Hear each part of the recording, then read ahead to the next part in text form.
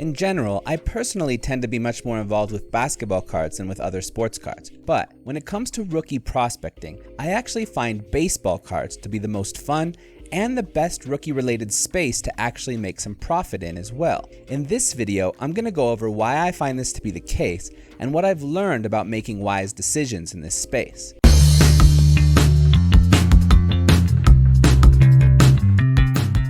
Bullet point 1. The nature of the way this sport is organized with the minor leagues means you can get a lot more information about young prospects before they are in the majors. When a baseball player is drafted as a young prospect, they will almost never immediately start playing Major League Baseball right away. 99.9% of the time, they go into the minor leagues first. In fact, according to MLB.com, since the MLB draft began to be a thing in 1965, only 23 players have been drafted and gone straight into the majors. The only one within the past 10 years was Garrett Crochet of the White Sox, who was drafted 11th overall in 2020 and never went to the minors. But even for him, the only reason he never did was because the minor league season was canceled that year due to COVID-19. Previous to him, the last to skip the minors was Mike Leake, who was drafted 8th overall in the 2010 draft. And the last time a non-pitcher skipped the minors was Xavier Nady, who was picked 49th overall in the year 2000, but he only had one at-bat during his rookie season in the majors, and then the very next season ended up going down to the minors. So all this is to say,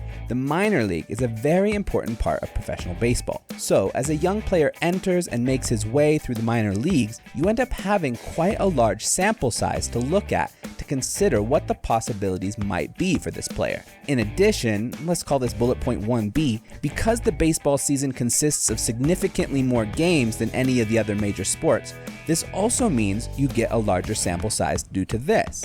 A player can have a slump or have a hot streak, and it can be recognized as a slump or a hot streak. Whereas with basketball and football, players usually have smaller sample sizes, and it means that a hot streak might be thought of as the actual level a player will play at, or a slump will result in them being quickly dismissed, meaning it's harder to gauge what the player actually will be once he enters the league. Essentially, there's much more room for assumptions to be considered as realities. In addition to all of this, let's call this bullet point 1C. Because most players tend to be in the minor leagues for several years, there's a certain consistency between different players' experiences that makes it easier to compare them to each other and to others that came before. Now, of course, there are better and worse minor league teams, and there are better and worse staff and coaches who can really bring out the best in the players they work with. But despite this, there is less of a wide gap between what those players are learning and experiencing than there are in other sports. This ends up meaning that if someone does really excellently in the minor leagues, it's easier for them to translate that success to success in the majors as well. Not always, of course. I mean, the quality of the competition, pitching in particular, certainly improves from the minors to the majors, but it is easier to get a sense for what that person may be able to do in the majors. I mean, pretty much the entire purpose of the minors is to prepare players for the majors. With both basketball and football, it is very common that someone can be very successful in college or in an overseas league, and they just won't be able to cut it in the NBA or NFL. It happens all the time. The experience between playing basketball in college or overseas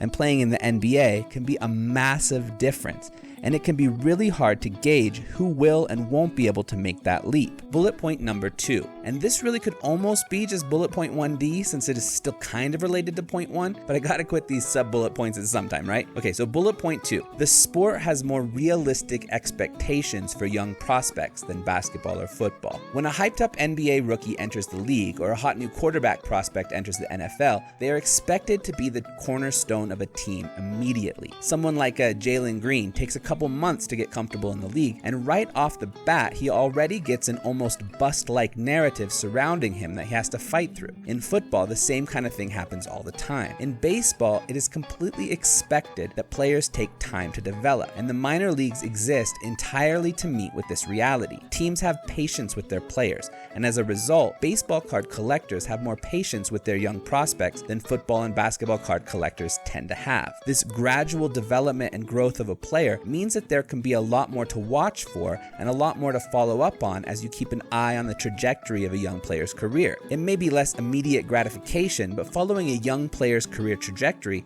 feels like something that you can commit yourself to with a bit more of a longer-term vision. Bullet point 3.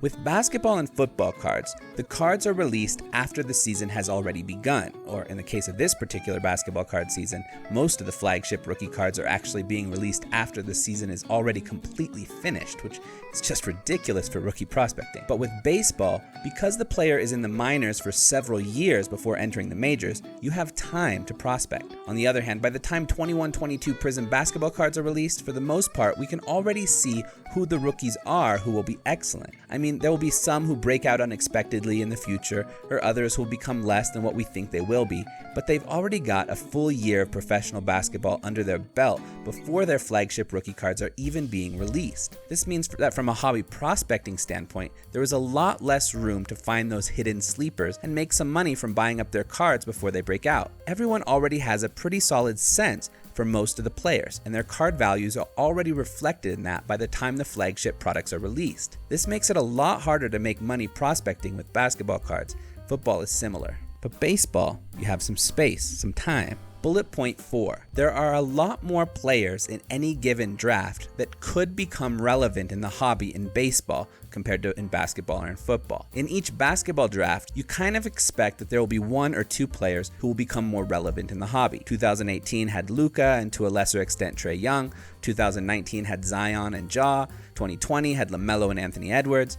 But besides 1 or 2 big names and a small handful of medium-sized names, you can expect the rest of the draft class to pretty quickly fade into irrelevance in the hobby. In football also, and even more so because of how quarterback-driven the hobby really seems to be. Even someone as excellent as Jonathan Taylor only makes tiny little waves in the hobby just because he's not a quarterback. What this ends up meaning is that most of the demand for young rookie prospects all goes into the same few players, causing their cards to rise rapidly and everyone else's to become somewhat irrelevant also quite rapidly. But with baseball, it's a little bit different. For one, there are just so many players drafted in any given draft that there is the potential for all sorts of sleeper talents to arise out of the woodworks and really show how truly good they are over time. And because the development process is relatively slow and methodical, you can start to find some of those sleeper talents before they are in everyone's awareness. This makes it much more possible to get in on a guy's cards before they spike, which can be a really hard thing to do with basketball and football rookies. Bullet point number 5.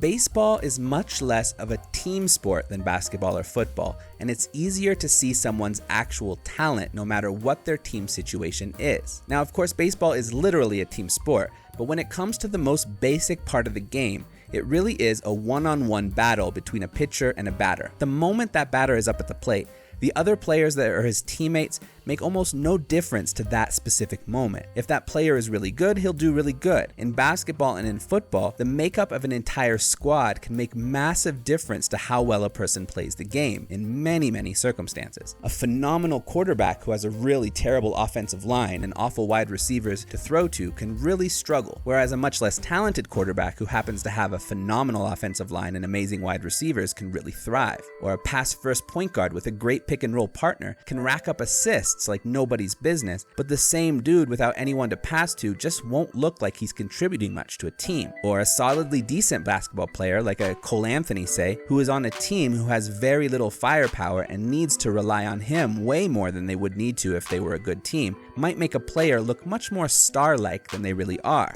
But in baseball, all that matters less. The moment a batter is up at the plate, all the other surrounding things beyond that one pitcher and that one batter fade into the background. A good hitter can be on a terrible team or an excellent team, and their own personal stats will look pretty much exactly the same. Due to this, it becomes much easier to see who a player actually is, not just who he is in relation to what his particular team situation happens to be. And in the process of card prospecting, knowing who a player is not only in relation to his current team situation can be a big part of identifying who really has that long-term, staying relevant in the hobby kind of talent. Bullet point number 6. Statistics and numbers mean more in a concrete sense in baseball than they do in basketball and football. In basketball and football, like mentioned in the last bullet point, the makeup of a team can make a huge difference to the numbers a player ends up putting up. And sometimes those stats don't necessarily mean what they may seem to mean at first. Just because Bradley Beal may lead the league in scoring one season doesn't actually mean he is the best scorer in the league. Just because Andre Drummond may lead the league in rebounding one year doesn't actually mean he is one of the most impactful big men in the league. But with baseball, statistics tell more of a story. There are concrete statistics to look at that can tell you specific things about a young prospect's possibilities. If some young player is striking out 40% of the time they're up to bat, even if their stats look decent in other areas, you know there's something to be concerned about there, and something to keep an eye on as they continue to make their way through the minors. The stats actually help to clarify what is actually going on. That's not always the case in basketball and football. Bullet point number 7. I really like the look of the various Bowman draft sets, and I love how they are entirely devoted to prospects and prospects only. It's an entire set made for the sole purpose of rookie prospecting. Basketball and football don't have anything like this. Panini has made their basketball and football card sets to all be mixed purpose. Whether you want to collect your favorite team, or your favorite inserts, or your favorite rookies, or your favorite looking cards, or whatever it is you're looking for, all sets are designed to be for all purposes. Topps has done it a bit differently, especially with their Bowman draft sets. If you're into prospecting, you have a specific place to look at, a specific realm to exist within. Bullet point number 8. And this one is perhaps just more of a just me kind of bullet point, but perhaps it'll resonate with some of you others too. When it comes to the NBA, I follow the league relatively closely. I know most of the players, more or less, and I'm interested in all the teams. But when it comes to baseball, I don't follow the day-to-day happenings of the sport nearly as closely. I actually find it personally more fun to follow the career trajectory of young up-and-comers and root for them as they make their way towards the big show. I don't have a sense of attachment to any of the teams, though I would say I'm a Mariners fan, nor do I care much about the standings or who ends up winning the World Series or anything like that. Instead, where my fun in baseball lies is watching the journey a young player takes on his way to get into the majors. It's like the My Career play mode in 2K, if you know what I mean. What about you? If you're into baseball prospecting, what is it that makes you enjoy the journey? Or if you aren't, what are some of your other favorite niches within the hobby to be involved with? Let us know in the comments below.